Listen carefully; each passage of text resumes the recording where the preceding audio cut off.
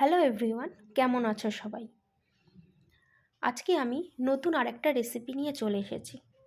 এটা অনেকে হয়তো খেয়েছো, আবার অনেকে হয়তো খাওনি। তো আজকে এই রেসিপিটা দেখার পরে যারা যারা খাওনি তারা কিন্তু অবশ্যই ট্রাই করতেই পারো।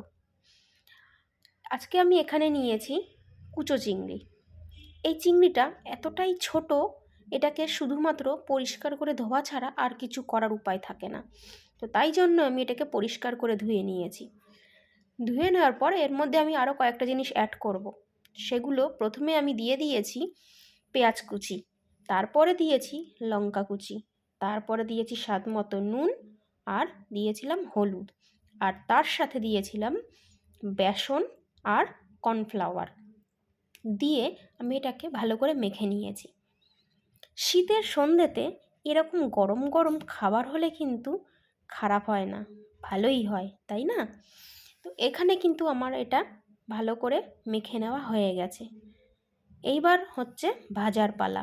তো এই যে এখানে ভাজা বসানো হয়ে গেছে, এই যে এক পাশটা ভাজা হয়ে গেছে, আরেক পাশটা ভালো করে ভেজে নিতে হবে। আর এটা কিন্তু একটু মিডিয়াম ফ্লেমেই ভাজতে হবে।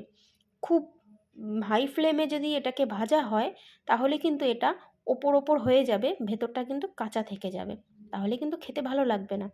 তাই জন্য এটাকে মিডিয়াম ফ্লেমে একটু বেশি সময় নিয়ে ভাজতে হবে, তাহলে এটা কিন্তু পুরো মুচমুচে খেতে হয়, আর খেতে কিন্তু ভালোই লাগে।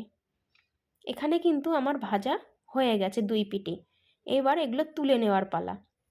তো এই যে এখানে তুলে নেওয়া হয়ে গেছে গরম গরম কুচো চিংড়ির বড়া। কে কে খেয়েছো আমাকে একটু জানিও তো কমেন্টে, আর কে কে খাওনি তারা অবশ্যই ট্রাই করো, আর জানিও কেমন হলো খেতে। তো আজকের মতো এখানেই, সবাইকে টাটা।